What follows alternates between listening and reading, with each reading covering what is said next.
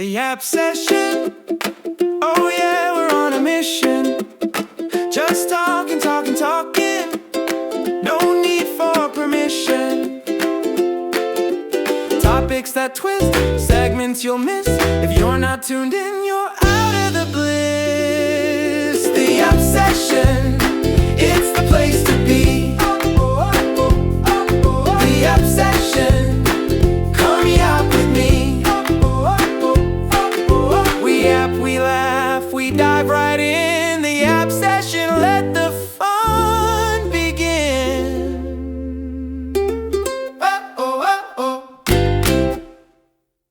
Welcome back to the Yap Session, and we took a 2-week break for the holidays, so since we weren't here, happy holidays and happy new year. This is also our first episode on YouTube. If you didn't know, we are finally on YouTube. The videos on there are still audio only with a little animation for the Yap Session, but there are going to be other segments here and there on there, so if you want to follow, look up the Yap Session. I think the handle is the Yap Pod on YouTube. We have a segment on there called Say It Louder, which is just which is a YouTube short where we debate one thing, and then you guys get to debate me in the comments.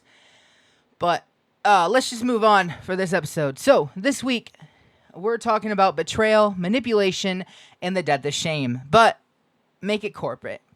We're diving into why everyone's screaming sell out at the wrong person, how your ex weaponized their therapist's vocabulary against you, and why you can't even enjoy trashy reality TV anymore without the algorithm making you feel like a sociopath case study. It's capitalism, it's communication, and it's honesty. But all of it is completely a mess, and we're going to sit in it for a while. So, let's yap. Real talk before we get into the heavy stuff. Can we just acknowledge how exhausting it is online? I say this every week. Generally, I woke up this morning, opened my phone, and within 30 seconds, I'd seen a brand apologizing for an apology that they made last week. Someone getting dragged for a tweet from 2011 that wasn't even that bad. And 17 different day-in-the-life videos where people are pretending their lives are effortless when we all know they spent 4 hours getting that candid breakfast shot. And I'm tired. There's this expectation that we're all supposed to be on all the time. Perfect captions, perfect opinions, perfect breakfast aesthetics. And meanwhile, I'm over here eating cereal out of a mug because all my bowls are dirty. And I can't be bothered to wash them. Is that relatable, or is that just depression? Honestly, the line's starting to get a little blurry. But here's what's really getting me lately. This whole culture of performative productivity, everyone's like 5 a.m. morning routine, that girl energy, romanticize your life. And look, I'm all for self-improvement generally, but there's something deeply unserious about filming yourself doing affirmations in the mirror and then spending 45 minutes editing it with the same indie folk song everyone uses. You know the one. Yeah, that one. Like, when did we all become brand ambassadors for our own lives? When did just existing become insufficient? I saw someone the other day describe their personality as their personal brand, and I almost threw my phone into the ocean. Your personality isn't a brand. It's you. Remember when we used to be just people without a content strategy? Honestly, I don't think I do. I don't think I remember that at all. But don't even get me started on the no bad vibes crowd. You know who I'm talking about. The people who respond to any legitimate criticism with, I don't accept negativity and negative energy. Like, that's a personality trait and not just conflict avoidance with a Pinterest quote attached to it. Sometimes negative energy is called having a spine or not letting people walk all over you, Sharon. Okay. I went off with this one today, but that's kind of the point, right? We're all so wound up in these little digital performance boxes that we forgot how to just talk and be annoyed and be messy, be wrong, sometimes without it becoming a referendum on our entire character, which actually, smooth transition alert, brings me perfectly into today's topics, because all three of them, they're all about how we communicate now, how we judge, how we consume, and how we've all become these weird little algorithm fed monsters who forgot that nuance exists and that most things aren't actually black and white. But first, let me tell you about this absolutely unhinged interaction I had just the other day. So I'm in line at the grocery store, right? And this girl in front of me, probably early 20s, main character energy 100%, was radiating off of her like force field. She's sitting there at the grocery store, and she's just complaining constantly that to the cashier, mind you, that the cashier didn't probably know this. She was complaining about how because it's around Christmas time. I'm recording this around Christmas time. It is currently Christmas Eve that I'm recording this, because I was bored, I guess. But she was complaining that the shelves were completely empty with certain things. And the thing is a lot of people are getting their last minute shopping done for Christmas, for Christmas dinner, and last minute gifts. And the cashier just looked at her so confused. And then, after all that complaining, the cashier rang all of her stuff up, and then she just said, actually, never mind, can you take all that off? I'm going to go shop somewhere else. Gonna go shop somewhere else after that cashier did their job, scanned all the items that you had, and then you decided, I'm not going to get any one of them. It's stuff. You don't need it. It's not personality assessment, but that's where we're at now. Every single choice we make is supposed to be this reflection of our curated identity, and your products is your personal brand. Your Spotify Wrapped is your moral compass. Your Netflix queue is apparently grounds for a breakup. And honestly, I think that's exhausting for everyone involved.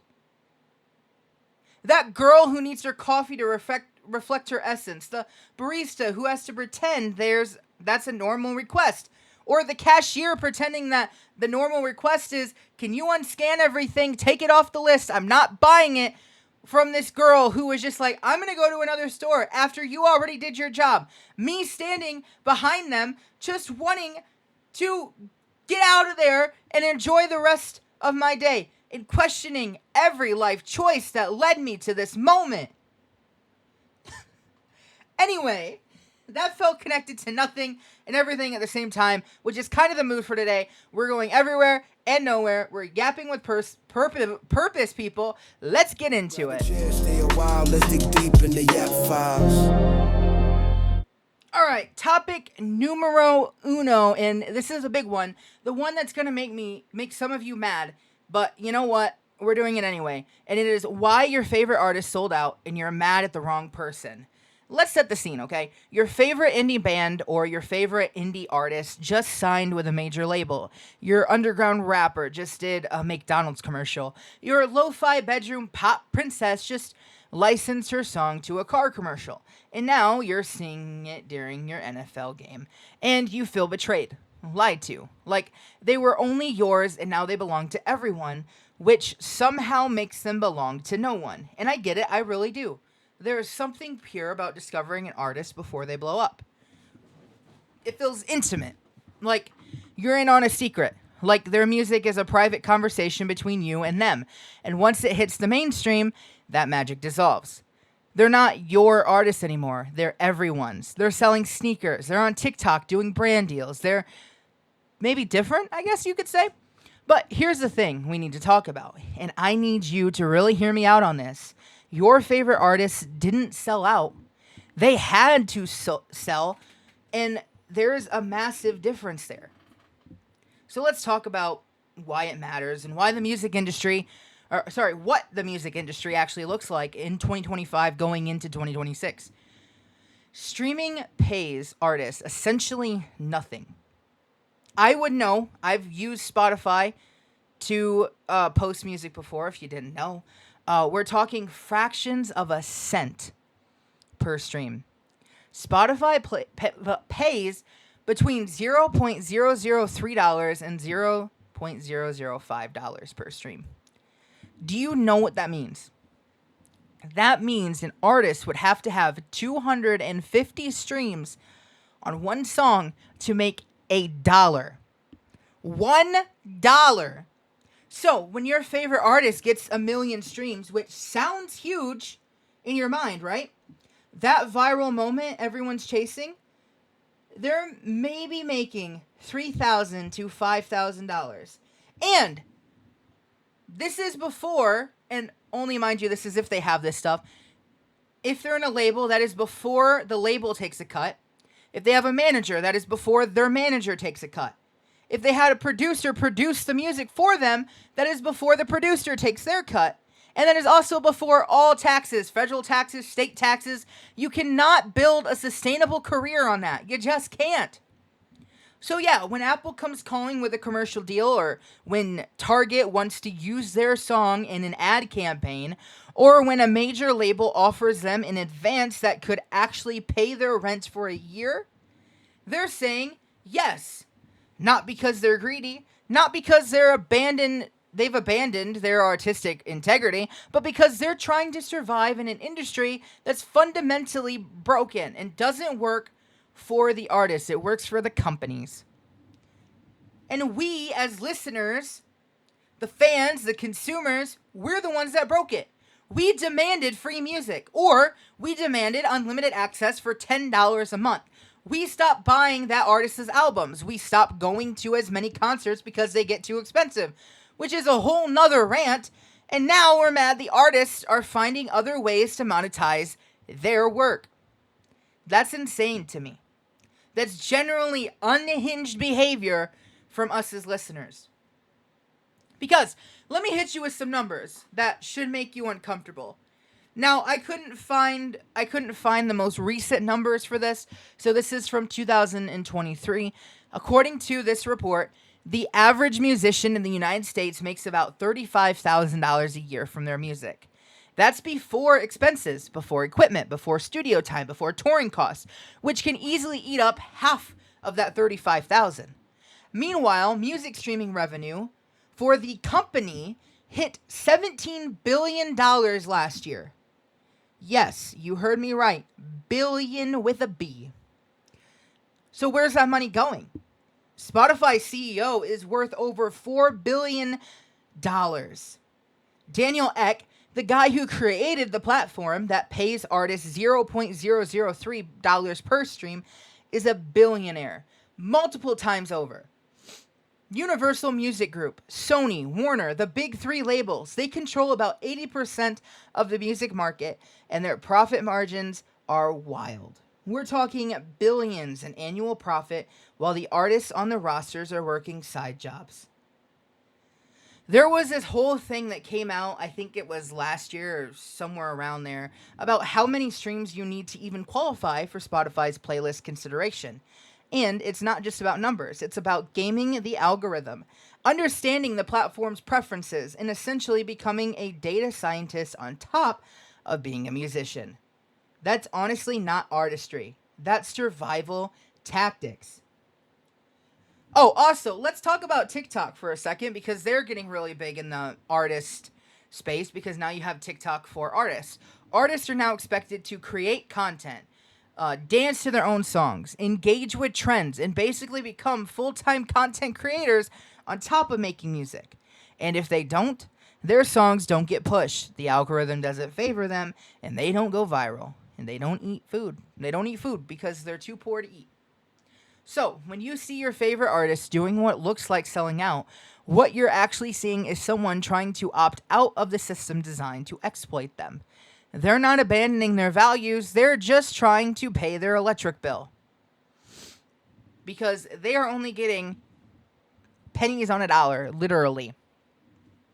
So, what's my hot take for this week? It is, the concept of selling out was created by fans who want to feel ownership over artists that don't actually support financially. Yes, I said it. You stream their music for free, or for your $10 subscription, I guess, that you share with 3 other people. You don't buy their merch. You went to one show 3 years ago, and you still bring it up like you're a day one supporter. But the second they take a deal that might actually pay their rent, you're in the comments screaming, "You are a sellout!" Like, you're personally funding their career. You're not their patron. You're not their benefactor. You're a listener. And listening in this economy doesn't pay bills. And can we talk about the classism baked into this conversation? Because it's dripping with it. The artists who get accused of selling out the most, they're usually the ones who came from absolutely nothing. The ones who grew up poor, who saw music as a way out. And now they're supposed to stay poor to maintain some aesthetic purity that was invented by people who had trust funds to fall back on. Nah, I'm not here for that, honestly. The punk bands from the 70s and 80s who stayed true and never signed major deals, a lot of them had middle class or wealthy parents who could support them while they made art. The ones who came from poverty, they either took the deals or they stopped making music because they couldn't afford to keep going. Artistic purity is a luxury, and we need to stop pretending it's a moral obligation. Seriously, I don't know if any of you guys know this, but I'm going to pause like what I'm saying in this hot take for a second, because I want to talk about my personal experiences since you guys know that I am a musician. I used a website called DistroKid. Granted, DistroKid is not that expensive. It is about, I think, $14 to like $30 a year, depending on which subscription you want to use.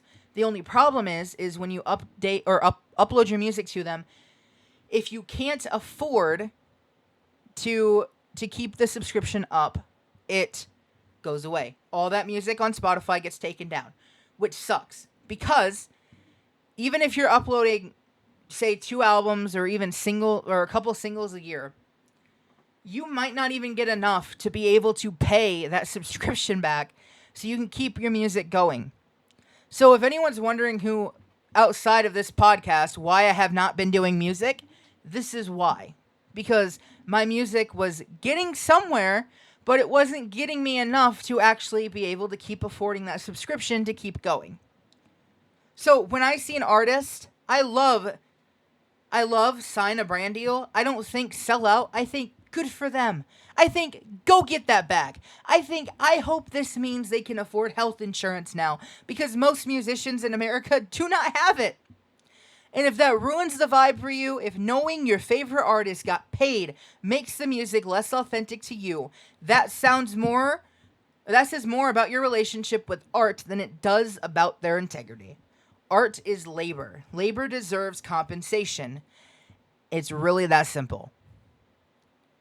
So what does this mean for us, for the regular people who just want to enjoy music without feeling complicit in a broken system? Here's some things you can do. First, buy that artist's music. I know, that is a revolutionary concept in 2025. But if you love an artist, actually support them. Buy their album on Bandcamp. If they have a vinyl, buy it. If they have merch, buy their merch directly from their website, not from Amazon, where they see like 3% of that profit. Second, if they do concerts or tours, go to their shows. Touring is where most artists make their actual money. Yes, tickets are expensive. Yes, venues add ridiculous fees. But that's still the most direct way to support an artist you love. Third, stop holding artists to impossible standards. They're allowed to grow. They're allowed to change. They're allowed to make money. And your personal parasocial relationship with them doesn't entitle you to control their career decisions. And maybe, and this might be the most important thing, redirect your anger. Stop being mad at artists for taking brand deals. Start being mad at the streaming platforms that pay them pennies on a dollar. Start being mad at labels that take 80% of their revenue. Start being mad at a system that forces people to choose between artistic integrity and eating. The sellout isn't the artist doing the McDonald's commercial. The sellout is the industry that made that commercial their best option. What's going to happen next? Honestly, I think we're going to see more artists taking control of their own distribution. More direct-to-fan platforms, more independence. But that requires us, the listeners, to show up and actually support that model. To pay for music and to understand that free access has a cost even if we're not the ones paying it directly. The future of music depends on whether you're willing to value it enough to actually fund it, and right now, I'm not sure we are.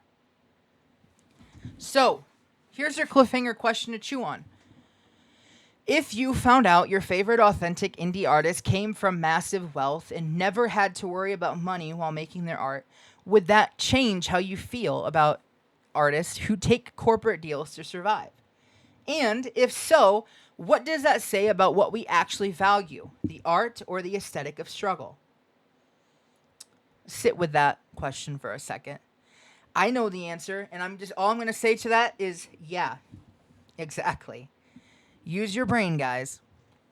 Okay, so we need to switch gears before I combust thinking about Spotify's profit margins. Let's talk about something equally infuriating, but in a completely different flavor. Actually, wait. Side tangent before I move on. Did anyone else notice how it seems we all collectively decided that having an opinion about Spotify in either way that makes you either a capitalist shrill or an out-of-touch boomer, and there's no middle ground. Like, you ever think streaming is perfect and artists should be grateful for the exposure? Or you think we should go back to carrier pigeons and town criers sharing new music? Can we exist in the nuance for once? Please! My God! Anyway, let's get uncomfortable and let's debate both sides. Step in the ring, no time to quit. Welcome to Devil's Advocate. All right, like I said, it's time to get uncomfortable because if there's one thing that's completely poised modern discourse, it's this one: the weaponization of therapy speak in arguments. And boy, oh boy, do I have thoughts. Multiple thoughts. Contradictory thoughts. Thoughts that are going to argue with each other right here, right now, while you listen. Welcome to Devil's Advocate, and let's start by defending this topic. Because here's the thing: therapy language entering mainstream conversation, that's actually kind of revolutionary. Think about it. 20 years ago, setting a boundary was seen as being difficult or high maintenance. Asking for space in a relationship was being distant. Saying, I need time to process this, was given the silent treatment. We didn't have language for health relationship dynamics. We just had dysfunction and we called it normal. So the fact that terms like gaslighting and boundaries and emotional labor and trauma response are now part of everyday vocabulary, that means more people understand psychological concepts. More people can identify unhealthy patterns, and more people can articulate what they need instead of just feeling vaguely miserable and blaming themselves. Let's see, that girl who just got out of a toxic relationship 5 years ago, she might not have the words to explain why something felt wrong. She might have just thought she was too sensitive or crazy, which is exactly what her partner probably told her. But now she can say, you are gaslighting me, and actually be heard and understood. The person who's finally learning to say no, they can frame it as setting boundaries instead of feeling like a bad person or a selfish friend. They have permission to protect their peace because we've normalized the language around it. Let's be real. Marginalized communities have especially benefited from this. People who've been told their whole lives that they're overreacting or too much now have clinical terms to describe their experiences. Trauma isn't just for veterans anymore. It's recognition that abuse, neglect, and systematic oppression have psychological impacts. And that's a good thing. That's progress.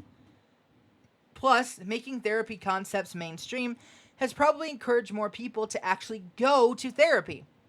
When you hear your friend talking about their therapist, it's less stigmatized. When you understand that therapy isn't just for crazy people, but for anyone who wants to understand themselves better, you're more likely to seek help. So yeah, from this angle, therapy speak entering common language is democratizing mental health literacy. It's giving people tools they didn't have before. It's making invisible problems visible. Now let's talk about why this has become an absolute nightmare. Because here's what actually happened. We took complex psychological concepts that therapists spend years learning to apply appropriately. We stripped them of all context and nuance. We slapped them on Instagram infographics with pastel backgrounds, and we turned them into weapons for winning arguments. You're gaslighting me used to mean you're deliberately manipulating me into questioning my reality. Now, it means you disagreed with me and I don't like it. I'm setting a boundary used to mean I'm establishing healthy limits in our relationship. Now it means I'm going to do whatever I want and you're not allowed to have feelings about it. The term "that's triggering" used to mean this content relates to my trauma and I need to disengage from my mental health. Now it means this makes me mildly uncomfortable and I want you to stop. We've turned therapy language into a get out of accountability free card. Someone calls you out for being flaky. Actually, I'm just listening to my body and honoring my needs. Someone's upset that you bailed on them for the 5th time. You say, sorry, but I have to set boundaries. Someone points out that you contradicted yourself, and you say, stop gaslighting me. It's like we all went to one therapy session, learned 5 words, and decided we were now qualified to diagnose everyone around us with personality disorders. And the worst part, the absolute worst part, is that this has made it harder for people with actual trauma, actual mental health issues, and actual abuse histories to be taken seriously. Because these terms have been so watered down and misused that when someone says I was gaslit, half the room rolls their eyes thinking, oh, someone disagreed with you, cool story. It's basically the boy who cried wolf, I cannot talk, except it's the person who cried narcissist about every ex they've ever had. I cannot tell you how many times I've seen someone describe a normal breakup like a regular incompatibility situation as trauma and their ex as a narcissist. And look, maybe they were, maybe, but also maybe you just dated someone who was kind of self-centered and bad at communication, which honestly is like 60% of people in their 20s. That's not a personality disorder. That's just an immature dude named Brad. Sorry for any Brads watching out there. And now, we've got people throwing around toxic for any behavior they don't like. Your friend was in a bad mood and snapped at you once? Toxic. Your partner wanted to check in about your day? Toxic enmeshment. Your mom called 3 times in 1 week? Toxic boundary violation. No! Sometimes people are just having a bad day. Sometimes people care about you and want to stay connected. Sometimes minor conflict is normal and healthy. We've pathologized basic human interaction to the point where everyone's walking around with a DSM-5 playing armchair psychologist, diagnosing everyone with disorders they read about in a Twitter thread. So where do I actually land on this? Here's the truth. The language is good, but the bastardization is bad. We needed these terms in mainstream discourse. We needed people to understand what gaslighting actually is and what boundaries actually mean, what emotional abuse actually looks like. That literacy is crucial, but we also need to be way more careful about how we use these words. Because when we overuse them, when we misapply them, when we weaponize them, we're not just being annoying. We're actively harming people who need these terms to describe real abuse and real trauma. There's a middle ground here, and it's called use therapy language thoughtfully and not tactically. Ask yourself, am I using this term because it accurately describes the situation or because it makes me sound right and the other person sound abusive? Am I setting an actual boundary or am I just avoiding accountability? Am I genuinely triggered or am I uncomfortable? Maybe We all need to accept that not every interpersonal conflict requires clinical terminology. Sometimes you're just mad. Sometimes you just disagree. Sometimes you're both kind of right and kind of wrong, and you need to figure out like adults instead of turning into an episode of Dr. Phil. Also, and I cannot stress this enough, stop diagnosing people you're in conflict with. You're not their therapist. You probably don't have a psychology degree. Your ex being selfish doesn't make them narcissistic. Your friend having mood swings doesn't mean they're bipolar. Your coworker being particular doesn't mean they have OCD. These are real disorders that are real people struggle with. And when you throw these terms around casually, you're stigmatizing actual mental illness while pretending to be mentally health illiterate. Pick a struggle. The goal should be use these concepts to understand yourself and communicate your needs. Not to win arguments, not to avoid criticism, and not to play victim when you're actually just being out or called out for shitty behavior. And if you find yourself constantly using therapy speak in conflicts, maybe the call is coming from inside the house. Maybe you need to actually talk to a therapist instead of just cosplaying as one on social media. That's it. That's the verdict. Therapy language good. Turning it into a weapon is bad. Be better. Do better. Stop diagnosing your ex on your Instagram story. Next. Okay, I need to tell you something that happened mid-rant that I'm just now processing, honestly. I went to go take a sip of water, and I realized my water bottle has a motivational quote on it. And I guess I'm the problem too. I'm part of the problem. Even my water consumption is branded with cringe humor. When did this happen to us? Like, honestly. Whatever, we're moving on. Right now. That screen, make objection. We're diving into the comment section. All right.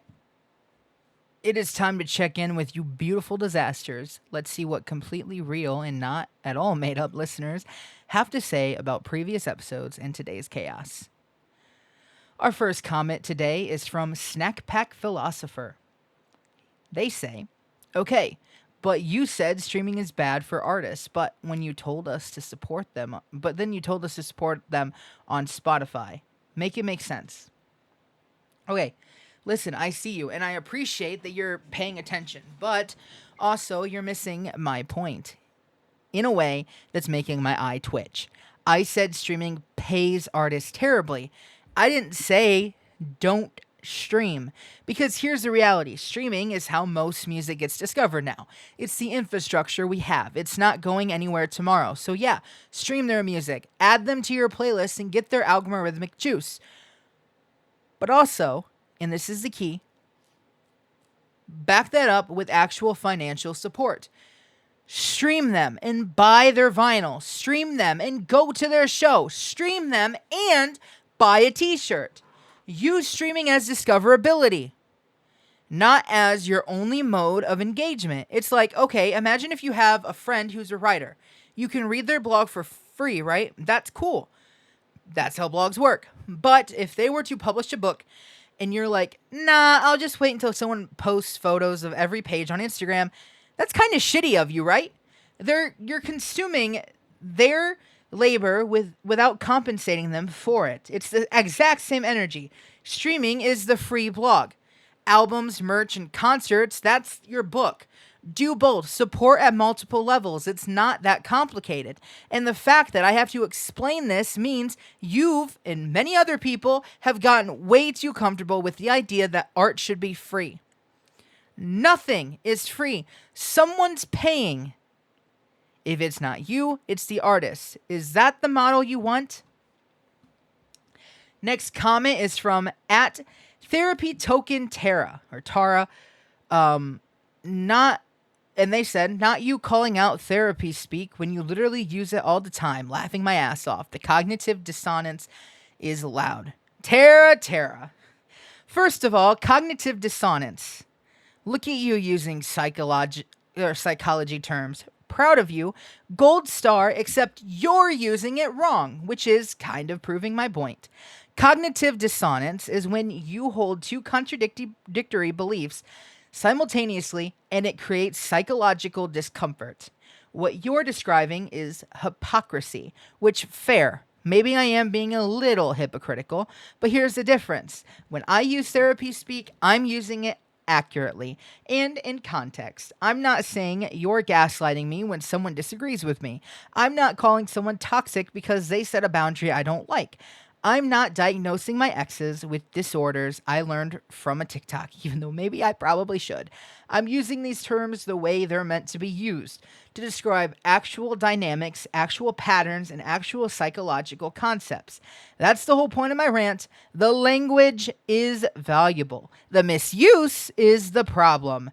It's like the difference between someone who knows how to cook using a knife properly versus someone who just waves it around wildly and cuts themselves. We both have knives.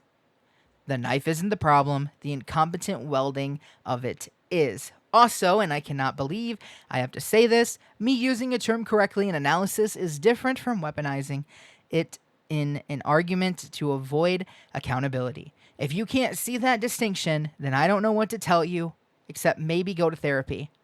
Actually, learn these concepts from a professional instead of an infographic. Thanks for coming to my TED Talk, Tara. Next comment is from @algorithm_anarchy. Also, cool name, by the way. He says the guilty pleasures take is coming, and I'm scared because I know you're about to read me for filth.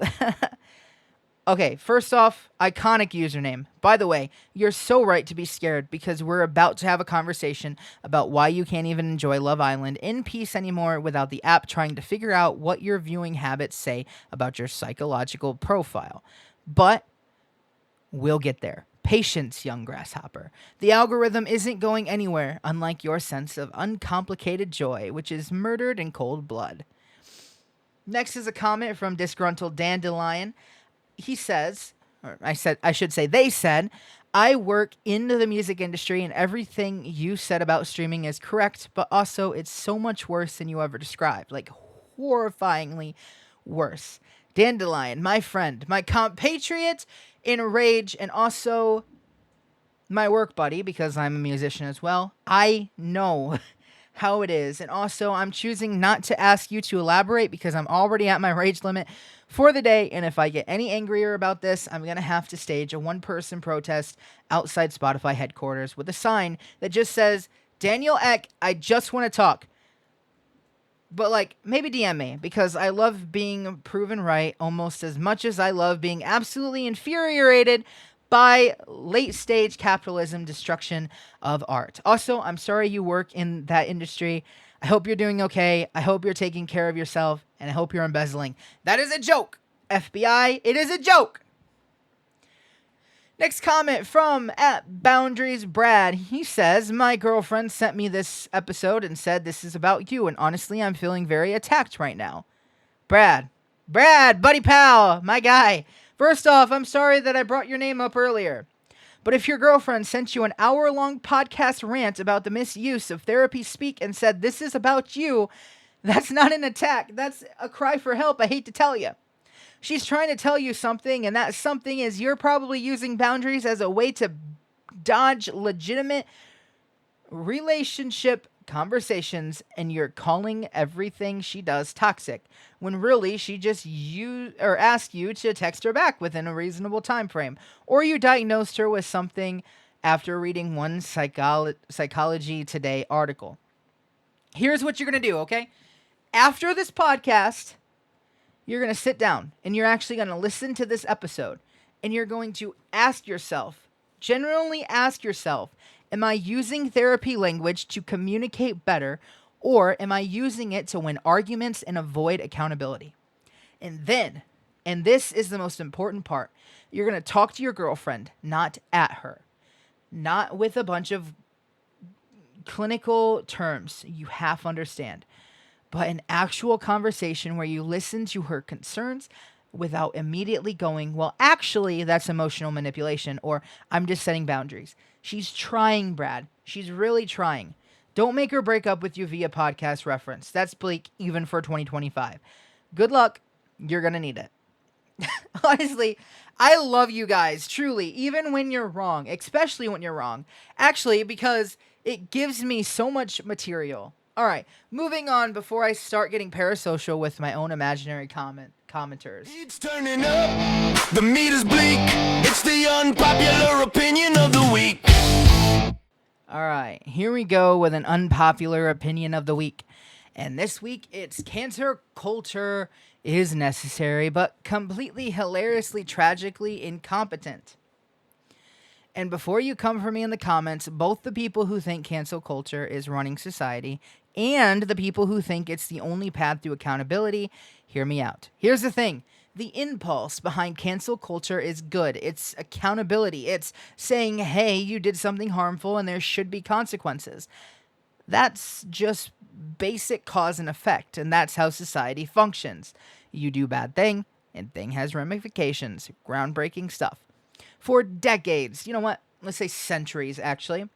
Powerful people got away with abuse, exploitation, bigotry, all of it, and it still happens today because there was no mechanism for accountability. If you were rich enough, famous enough, connected enough, you were essentially untouchable, and that was horrendous. So the fact that social media gave regular people a way to speak up, to share their stories, to create consequences where none existed before, that's powerful, that's important, and that's necessary. But, we are so bad at it. We are hilariously bad at determining what deserves cancellation and what doesn't. We have no proportionality. We have no nuance. We have no process. Someone says something mildly ignorant in a tweet and we respond with the same energy we'd use for an actual predator. Someone makes a joke that doesn't land, and we treat it like a human rights violation. Someone had different views 10 years ago, views they've since grown from and publicly apologized for, and we treat them like they're currently actively causing harm. Meanwhile, actual abusers with whole documentaries about their crimes are still getting streaming deals and concert venues. Chris Brown still has a career. R. Kelly took years to face any real consequences despite decades of documented abuse. And Harvey Weinstein was an open secret in Hollywood for ages before anyone did anything. And most recently, there's no party like a Diddy party, aka P. Diddy. So we're out here canceling people for problematic Halloween costumes from 2009, while actual criminals are still getting Grammy nominations. Make it make sense. Also, can we talk about how performative it's become? How it's less about accountability and more about who can be the most righteously wrong? How it's turned into a sport where the goal is to find the most cancelable content, take the most uncharitable interpretation possible, and then compete for who can denounce it the hardest. People aren't trying to educate or rehabilitate or create actual change. They're trying to win. They're trying to be on the right side, to prove they're more aware, more woke, more morally superior than everyone else. That's not accountability. That's a performance of accountability. And performances don't actually change anything. They just make you feel good about yourself. Plus, we've created this environment where one mistake means permanent exile. One bad take and one poorly worded statement, one moment of ignorance, and you're done. Forever. No path to redemption and no room for growth. No acknowledgement that people change. And that's not how humans work. We're messy. We're flawed. We say dumb shit. We have bad takes. We hurt people without meaning to. And yeah, there should be consequences for that, but those consequences should create growth and not destruction. It should not ruin someone's career. The goal should be, this person did something harmful. How do we hold them accountable in a way that creates learning and change, both for them and for everyone watching? Instead, the goal has become, this person did something harmful. How do we destroy them as completely as possible and make an example out of them? That's not justice. That's vengeance, and vengeance doesn't create a better world. Just like revenge doesn't create a better world. It just creates fear. And here's my actual unpopular opinion. We need cancel culture. We need accountability. We need consequences, but we need to get so much better at implementing it. We need proportionality. We need process. We need space for redemption. We need to focus on the harm caused, not just the performance of being angry about it. We need to cancel those predators, abusers, and people causing active, ongoing harm. We need to educate people who are ignorant but willing to learn. We need to differentiate between a mistake and a pattern. We need to stop treating every transgression like it's equally bad. And most of all, we need to ask ourselves, is this actually creating change, or am I just mad on the internet and looking for someone to direct it to? Because right now, we're just mad on the internet, and the people who actually deserve to be canceled are laughing all the way to the bank while we tear each other apart over shit that doesn't matter. So yeah, cancel culture, necessary concept, disastrous execution. We can do better. We have to do better. Or we can just keep doing this and watch as nothing actually changes except everyone's constantly terrified of saying anything that might get them dogpiled. Your choice, internet. Woo! Okay, that one felt good to get out. I've been sitting on that take for weeks. I haven't found a way to implement it somewhere. Now, let's cleanse the palate with something a little lighter before we dive into the algorithm talk, because that's going to get existential, and I need you emotionally prepared.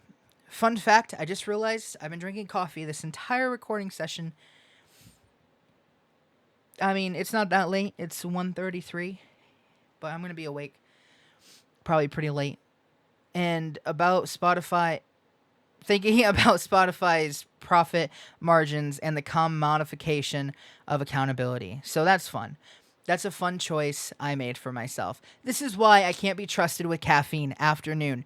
But do I learn? No. Do I stop? Also, no. Welcome to the Yap Session, where the host has no impulse control and the points don't matter. All right, it's time to rank some current cultural moments on the Viper Index. If you're not aware, that is a 0 to 11 ranking, where 0 is completely soulless and 11 is actually transcendent. Let's go! What's fresh? What flop? What hit the floor? Time to check the app scoreboard. Item 1, de-influencing content. This gets a Viper Index score of 3. You know what I'm talking about. The TikToks that are like, don't buy this instead, or here's why that viral product sucks actually. On paper, it is a great concept. We need more honesty about products, and we need people calling out the overconsumption machine. But in practice, it's just influencing with extra steps. It's the same thing, but with a veneer of authenticity that's somehow even more insidious.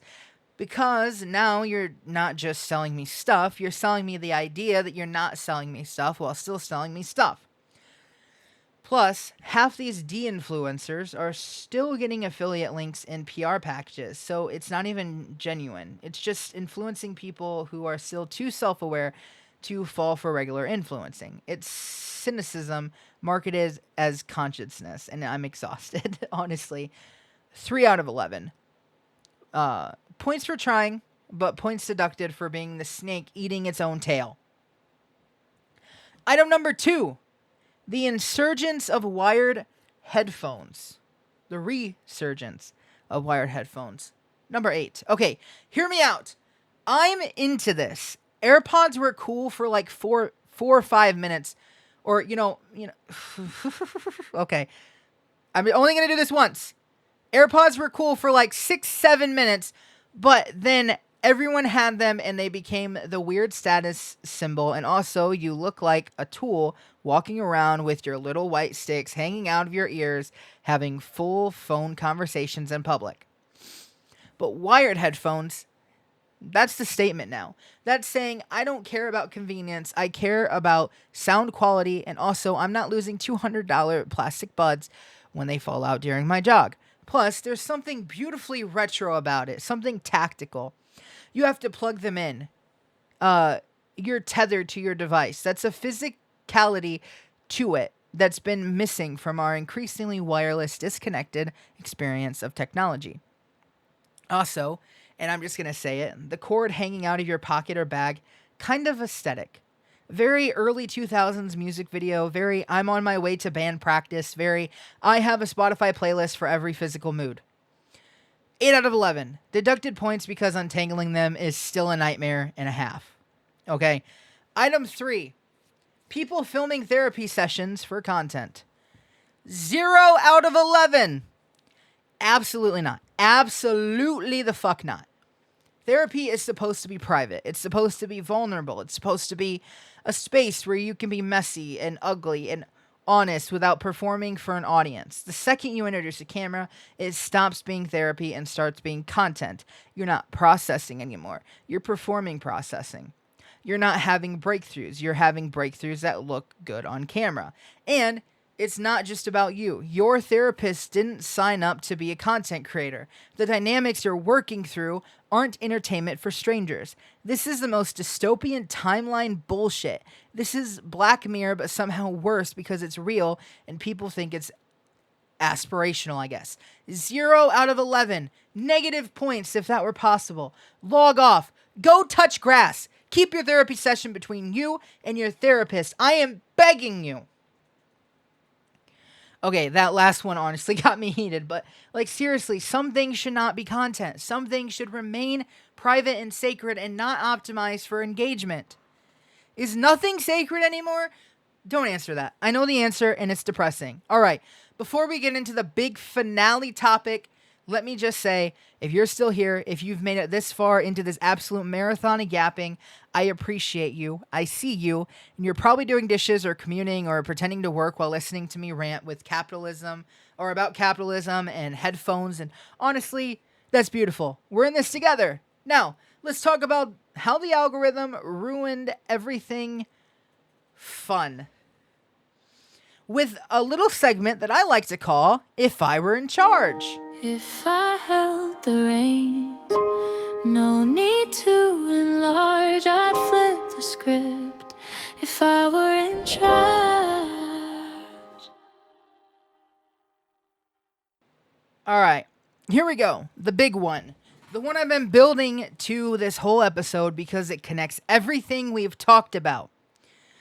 How algorithms killed the concept of guilty pleasures. And when I'm done explaining this, you're going to be mad at your phone. You're going to be mad at every app you have. And you're going to be mad at the invisible hand of data collection that's been slowly strangling your ability to just let things without overthinking them. So buckle up, because if I were in charge, here's what I'd do.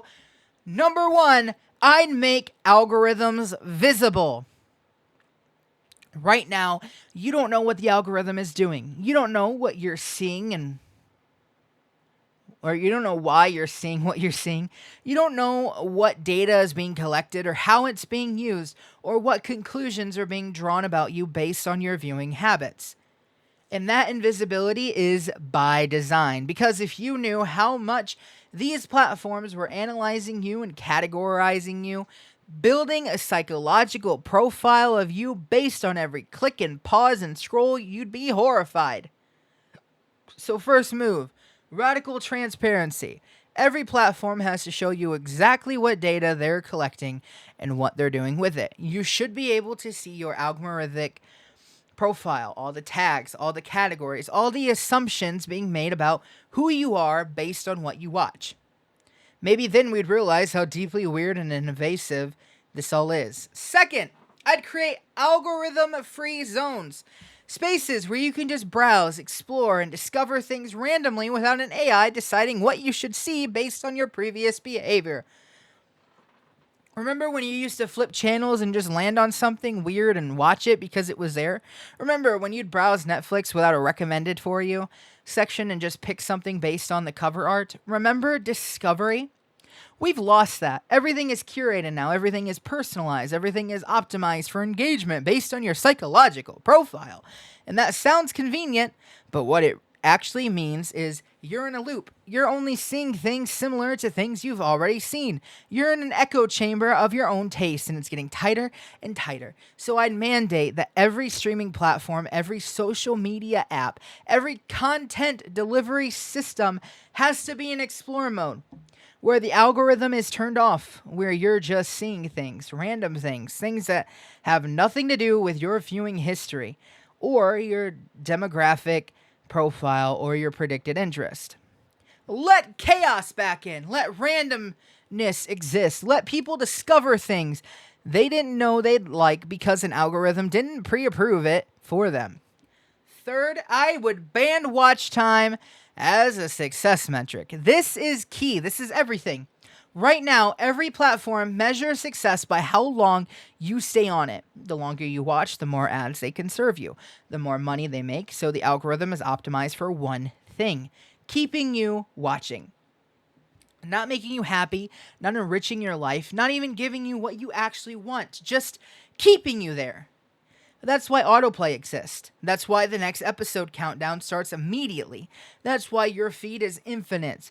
That's why there's no endpoint, no natural conclusion, no moment where the platform says, okay, you've had enough, go do something else.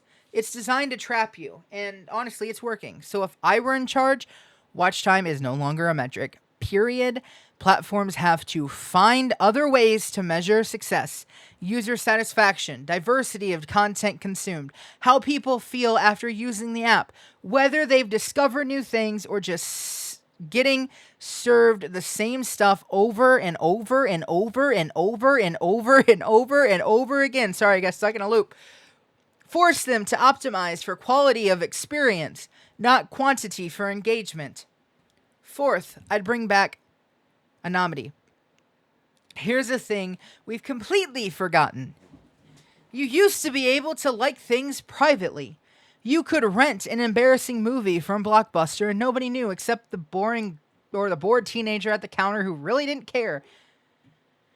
You could buy a trashy magazine and read it on the train and it was no one's business. You could watch whatever late night cable nonsense you wanted and it didn't become part of your permanent digital record. But now everything you watch is data. Everything you click is tracked. Everything you enjoy becomes part of your algorithmic profile, which then determines what else you see, which influences what you watch next, which further shapes your profile, which it's honestly a feedback loop. And it's making us weird about what we like. Because you know that if you watch that reality show, if you click on that guilty pleasure video, if you engage on that lowbrow content, the algorithm is watching. Same with on TikTok. If you end up watching that brain rot, that's all you're going to see. And it's going to change what it shows you, and it's going to make assumptions about you, and those assumptions are going to shape your entire digital experience. So you start curating your own consumption. You start thinking, what does watching this say about me, instead of just, do I want to watch this? And that's how guilty pleasures died, because there's nothing guilty anymore when it's all being monitored and analyzed and used to construct a version of you that you don't control. So, if I were in charge, anonymity, options on everything. The ability to watch, read, listen, engage with content without it being tracked and analyzed or added to your profile. A private mode that actually works, that actually protects your data, and that actually lets you consume content without it becoming part of your permanent record. Let people like things in peace, and let people be contradictory and complicated and sometimes trashy without it defining their entire digital identity. I'd require human curation alongside algorithms. Number 5. Here's what we lost in the algorithm age: the human touch. The weird recommendations that you might like this because I liked it and I think you're cool energy. Algorithms are good at pattern recognition. They're good at people who watch this also watch that. They're terrible at understanding context, at reading a room, and at knowing when someone needs something completely different from their usual taste. A human curator, a friend, a film critic, a librarian, a music nerd at the record store, they can do that. They can say, I know you usually like action movies, but you've been stressed lately, so try this weird, quiet indie film. They can introduce you to something you never find on your own. So if I were in charge, every platform has to employ human curators. people who make playlists, who write recommendations, who create collections based on themes and moods and vibes and not just data points. Bring back the humanity and discovery. Bring back the randomness. Bring back the trust in other person's taste instead of an AI's calculation.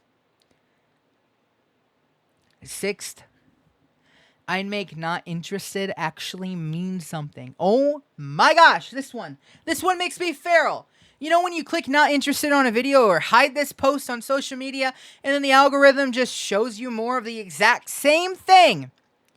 That's not a bug. That seems to be a feature because the algorithm knows that negative engagement is still engagement. You stop to click not interested. It counts as interaction. You pausing to hide a post means you paused, which means the algorithm got your attention, which means it worked. So it keeps showing you BS you hate because your hatred is profitable. If I were in charge, not interested means not interested. 100%, period. One click and you never see that content or anything like it again. The algorithm respects your boundaries. Hey, therapy speak used correctly, instead of treating your disgust as a form of engagement. Radical concept, I know. And finally, I'd create a reset button. The ability to completely wipe your algorithmic profile and start over, to break out of whatever loop you've been in, whatever rabbit hole you've fallen down, whatever version of you the algorithm thinks you are. And I honestly think some platforms have this now. I saw the other day TikTok is doing this where you can actually clear out your For You page and start off brand new, which is really cool.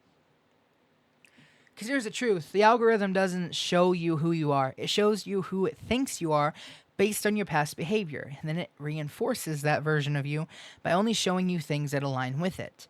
You're not discovering your taste. You're having your taste constructed by a feedback loop. So give people the ability to break that loop, to say, I'm not this anymore, or I want to explore something different, or I've changed and I want my feed to reflect that. Let people grow. Let people evolve. Let people be more than the sum of their click history. That's it. That's what I'd do if I were in charge. Would it make these platforms less profitable? Probably. Would it make them less addictive? Definitely. Would it give people back a sense of autonomy and privacy and the ability to just enjoy things without being analyzed? Yes, and that's my whole point. Because right now, we're all living inside this algorithmic boxes that we didn't build and can't see and don't understand. We're letting AI dictate our taste and our habits, our consumption patterns. We're letting it kill our guilty pleasures by making everything we do data. And the result? We're all curating ourselves.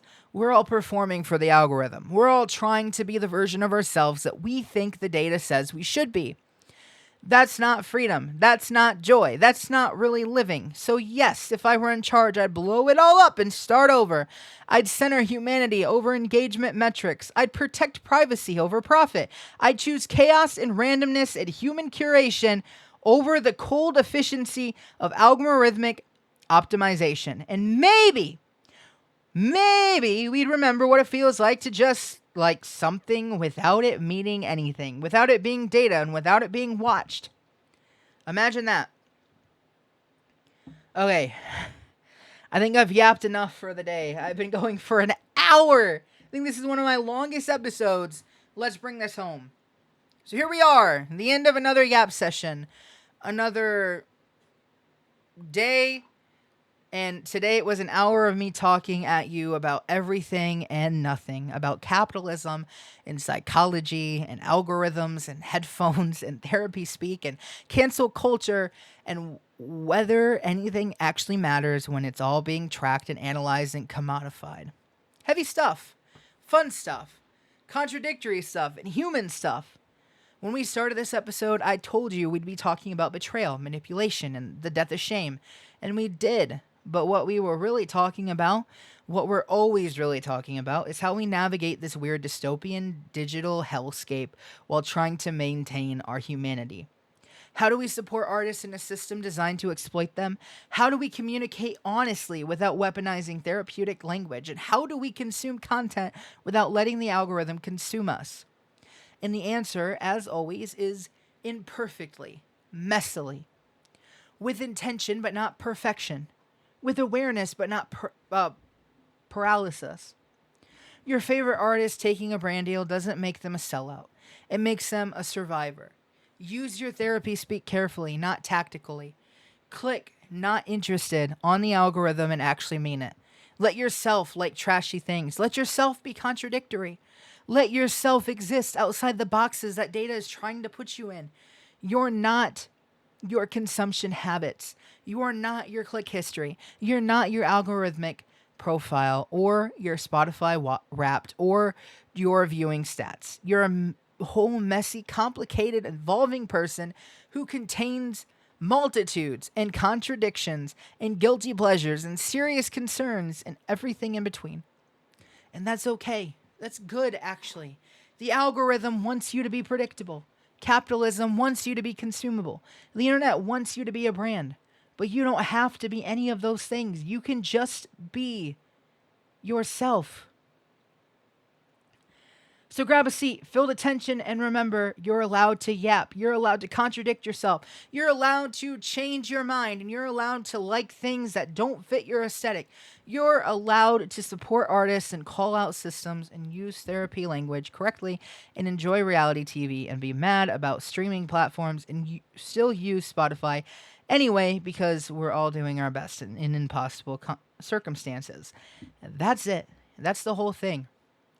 Next week, we'll do it all over again. Different topic, same energy, same endless rambling that somehow lands on wisdom if you stick around long enough. Until then, stay messy, stay curious, stay human.